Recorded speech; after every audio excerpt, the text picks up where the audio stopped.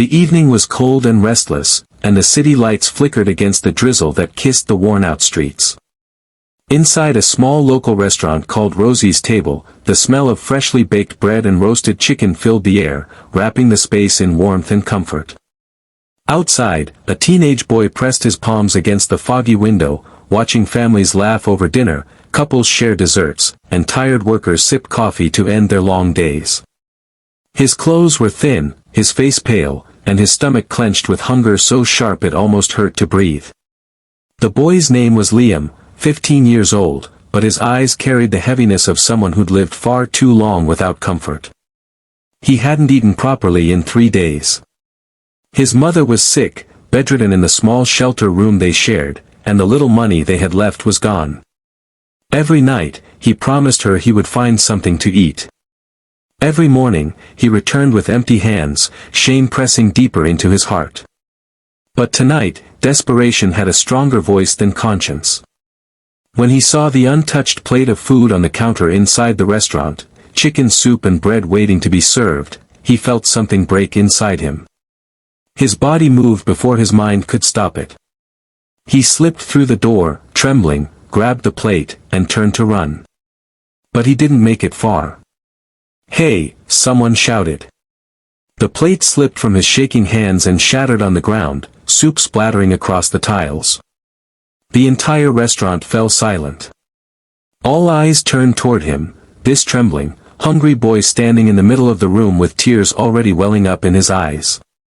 If you believe in kindness, in second chances, and in the power of compassion to change a life, please don't forget to like, comment, share, and subscribe to Kindness Spark.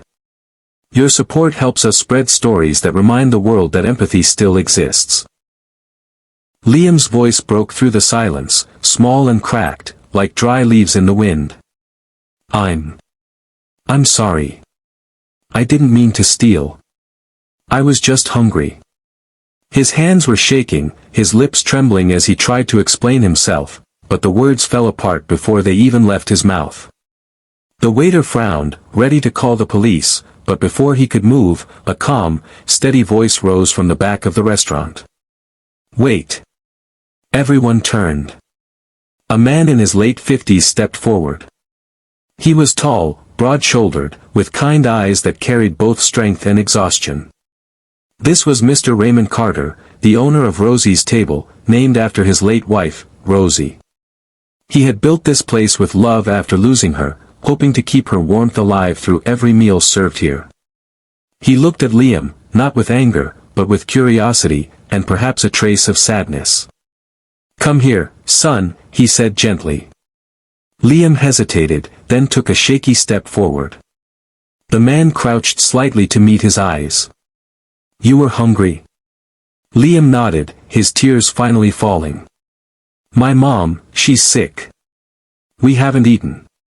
I'm sorry, I didn't know what else to do." His voice cracked as the words spilled out. The room went silent again. Even the clinking of dishes stopped. Mr. Carter looked down at the broken plate, then back at the boy. His expression softened. "You didn't have to steal," he said quietly. "All you had to do was ask." He turned to the staff. "Get this boy a new plate. A big one." Everyone blinked in surprise. Liam's eyes widened. "What?" "You heard me," the owner said, his voice firm but kind. "And pack some extra for his mother." Liam's lips trembled as he tried to speak, but his throat was too tight with emotion. His knees gave way, and he fell onto the floor, sobbing. The customers watched as Mr. Carter knelt beside him, resting a hand on his shoulder. "Son, hunger can make good people do desperate things. You're not bad. You're just in pain. Let's fix that." That night, Liam ate until he couldn't anymore.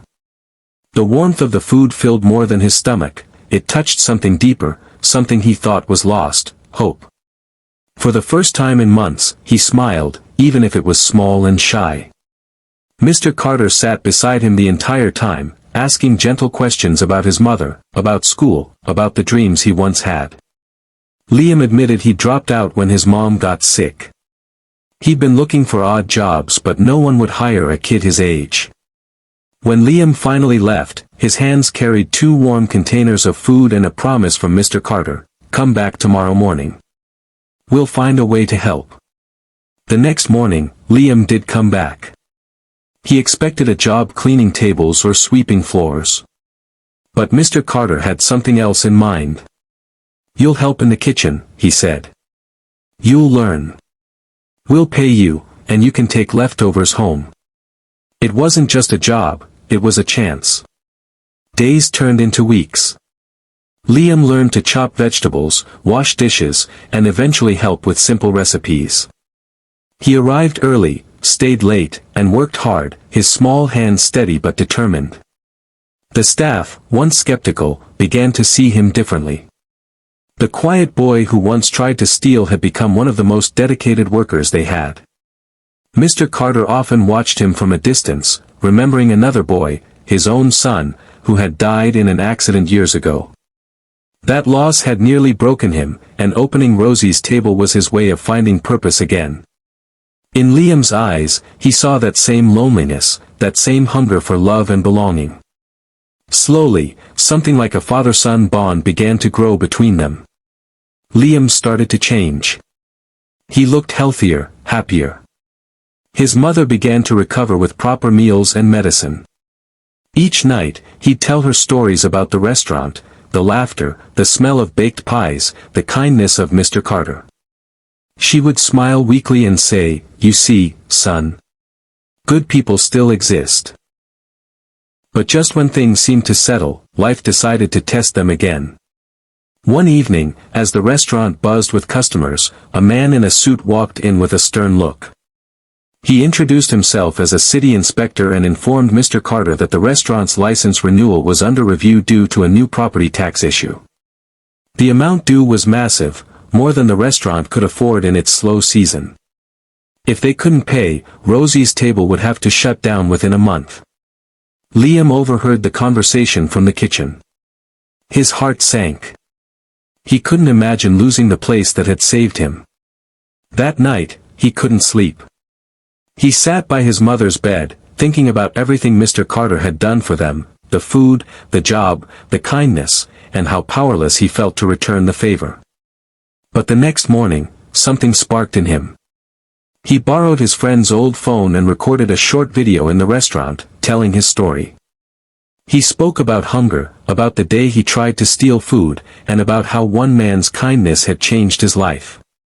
"If anyone out there believes that good people still exist," he said in the video, his voice trembling, "then please help me save the place that saved me." He posted it online, tagging local pages and kindness communities. He didn't expect much. But within days, the video exploded. Thousands of people watched it, shared it, and commented words of encouragement. Donations began to pour in from strangers all over the country, people who had once been hungry, people who believed in compassion, people who saw themselves in Liam's eyes. News stations covered the story. Even the mayor's office reached out. When Mr. Carter found out, he was speechless. He looked at Liam, tears filling his eyes. "You saved Rosie's table, son," he whispered. "You brought it back to life." The community came together for a celebration dinner that week. The restaurant was packed, laughter filling every corner. Liam's mother sat proudly at a front table, smiling brighter than she had in years. Mr. Carter raised a glass and said, "This place was built on love. And tonight, it's love that saved it again." The crowd cheered. But amid all the noise, Liam quietly looked around, realizing something deeper. The restaurant had given him food and a job, but more than that, it had given him family, dignity, and faith in humanity again. He realized kindness doesn't just fill stomachs, it heals hearts. And in that warm, golden light, with people laughing and music playing softly, Liam whispered to himself, "I'm never going to forget this. Ever." If this story touched your heart, please don't forget to like, comment, and subscribe to AH Kindness Spark. Every click helps us spread more stories of love, forgiveness, and second chances around the world. Before you go, comment below. Sparkles, what would you have done if you were in Mr. Carter's place? Because sometimes, one small act of kindness doesn't just change a day, it can change an entire life.